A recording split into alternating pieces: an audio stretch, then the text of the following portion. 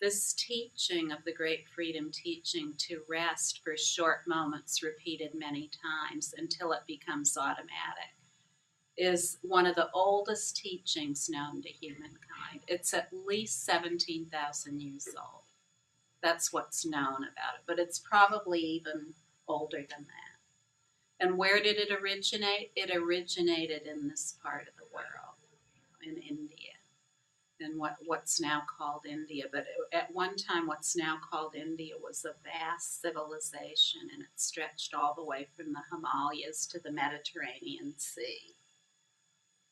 And a very ancient culture and a very advanced culture.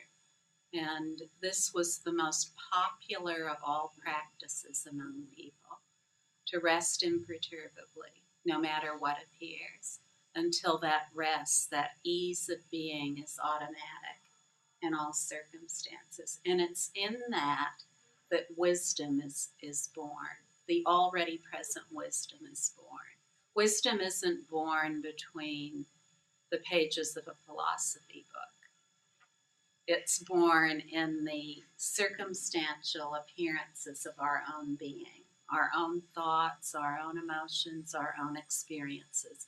Not a single thing needs to change about those thoughts, emotions, and experiences.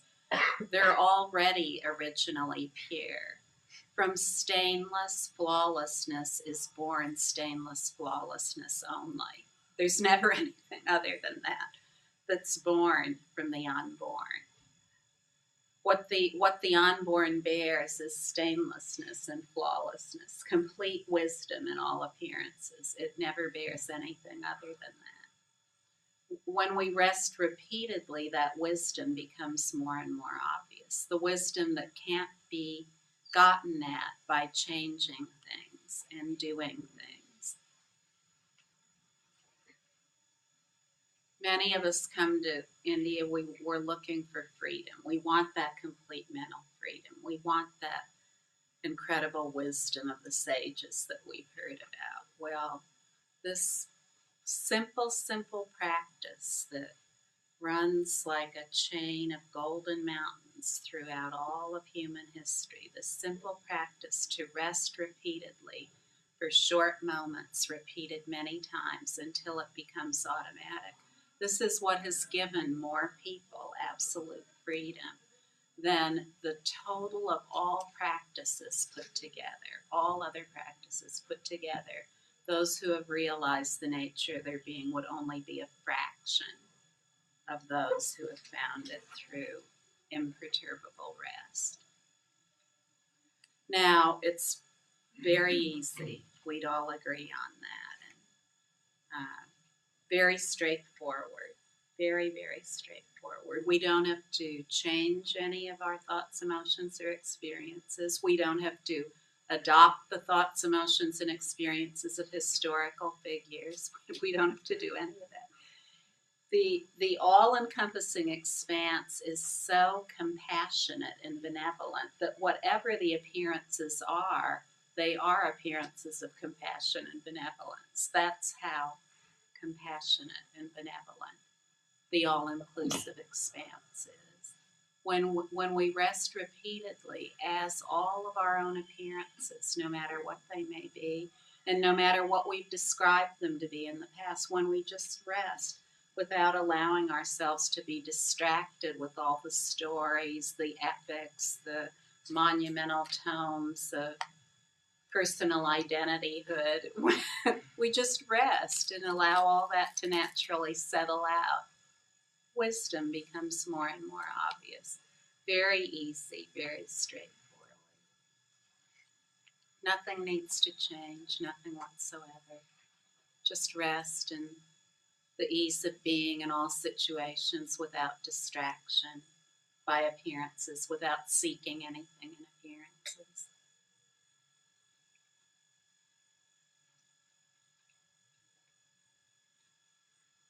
Last night I was having a conversation with someone who's lived here a long time, first as a hermit and now in an ashram as a swami, and the person was lamenting the changes in the area. he said, oh, when I came here so long ago, um, it was just a small place, and it was filled with sages or seekers, and everyone who was here was either a sage or a seeker. And he said, the Holy Ganga, this is such a special place in the world. Wouldn't you agree that the Holy Ganga is such a special place? And now everything has changed, and all these people that come here, they don't care about seeking at all. They are just here to have a good time. And he said, don't you see it this way, that this is such a special place? And I just said, every place is so special. It's so special. Every place, no matter where it is so awesomely beautiful. And no matter what appears, it will vanish. The law of impermanence applies to everything. Everything will change. Everything will vanish naturally. And what hasn't appeared, it will appear. So all of these things that were going on here at one time, they've all vanished. And there are other things appearing now. And so, today, where do spiritual seekers gather? Where is this holy river today? It's the internet. That's where spiritual seekers are gathering now, right? The holy river of the internet. What an expression, what a manifestation. Talking about cities and powers, what a manifestation is the internet.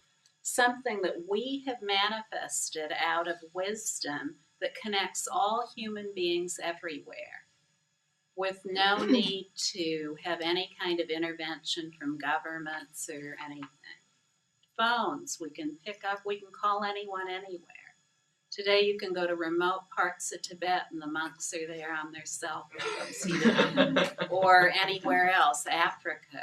People have no food to eat and they have their cell phones. So, we have this web of communication that has come about that is such a marvelous manifestation. And this is our holy river that we're all gathered around, the sages and the seekers too. Very important. So we don't need to get stuck anywhere. Stainless flawlessness, forever wisdom has never gotten stuck anywhere. It doesn't stick to history, and it doesn't stick to historical figures. It doesn't stick anywhere. There's nowhere for it to stick. So when we are just completely at ease with all appearances, then we don't get stuck anywhere. We don't need to get stuck in any of our belief systems, no matter how elevated we believe them to be, or no matter how many people might believe them. We relax into that which is beyond convention, beyond all these conventional descriptions of this or that, the descriptions of humankind as having something that is irrevocably flawed about it and that is governed by different doctrines such as karma or reincarnation or original sin or sin altogether. What does this word mean, sin or karma or reincarnation or any of it? It just means that we haven't rested, that's all.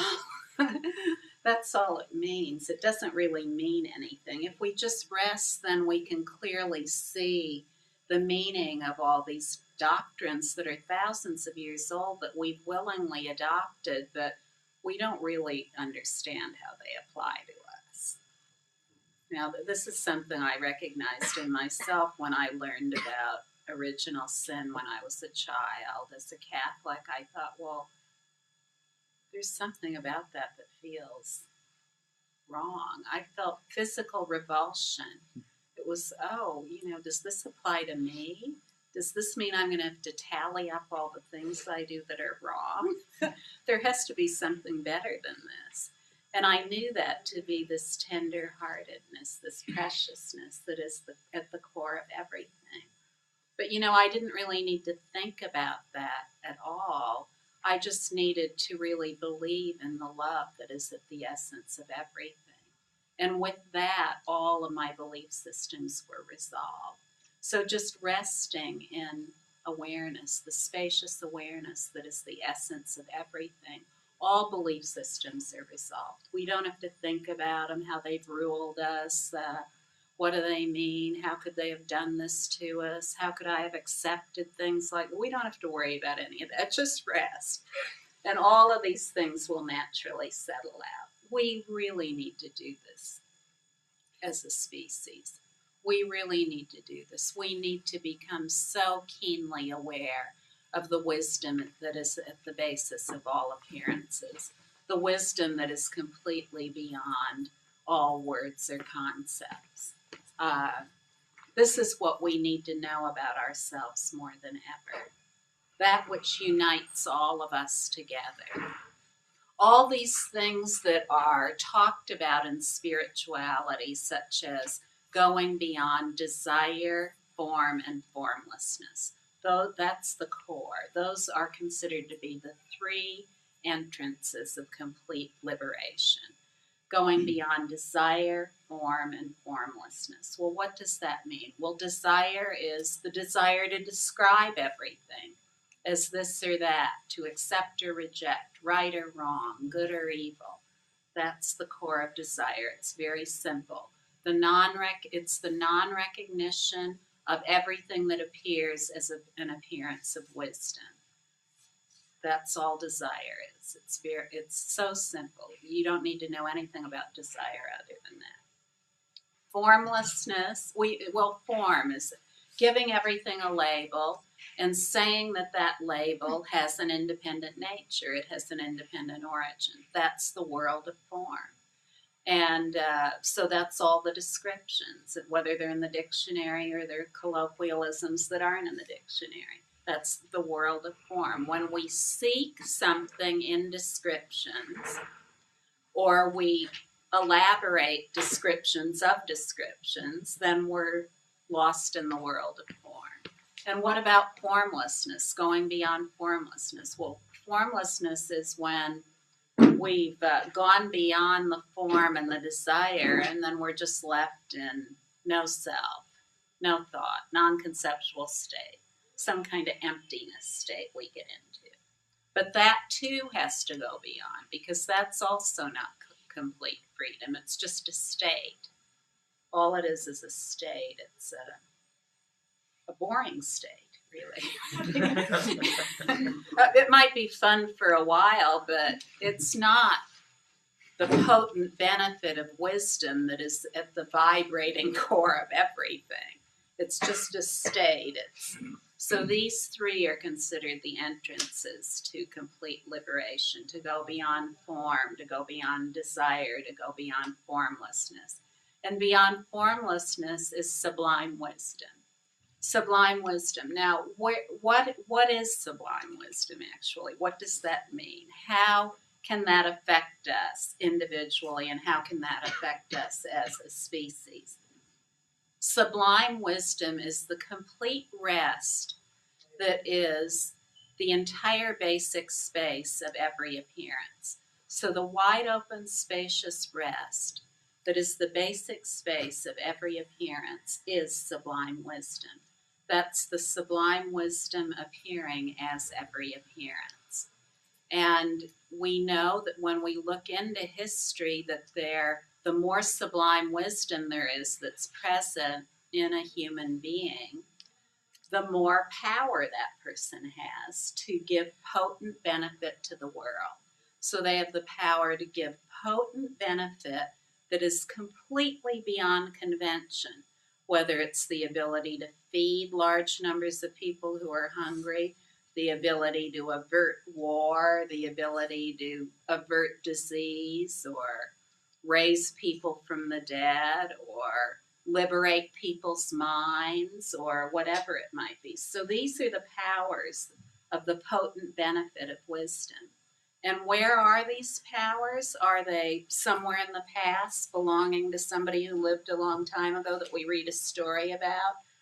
Or are they in somebody we think is in a cave somewhere up in the Himalayas? Where are they? They're right here sitting in these chairs. That's where the potent benefit of wisdom is.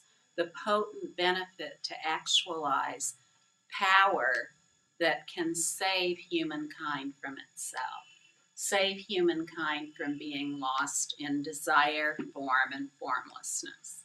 These three, none of them have anything to do with freedom. When we go beyond all of these and recognize that all of them are simply an appearance of the wisdom at the basis, then we tap into these dormant powers within ourselves. As long as we're describing and seeking everything that appears, trying to make it into something other than wisdom, then we can't tap into those powers. Once we just relax, then boom, everything starts to be the way we've always wanted it to be.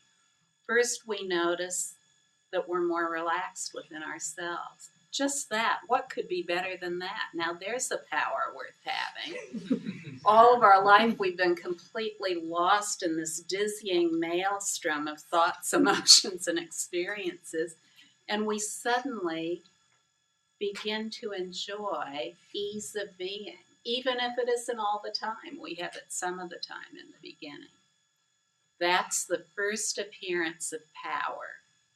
Power means complete mastery over all phenomena. So the power is that in enjoying ease, we begin to see that we have power over all these thoughts and emotions, all these belief systems and ideas that we thought we were at the whim of, no matter what they are.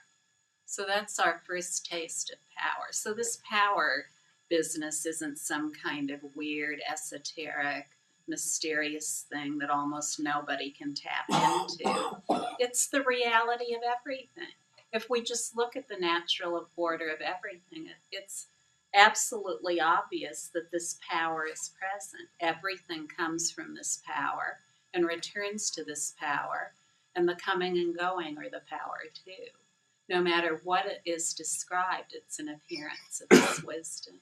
And when we just allow the ease of our being to be as it is, we become more and more familiar with that. First in the form of self-benefit, and then in the form of benefit for the whole.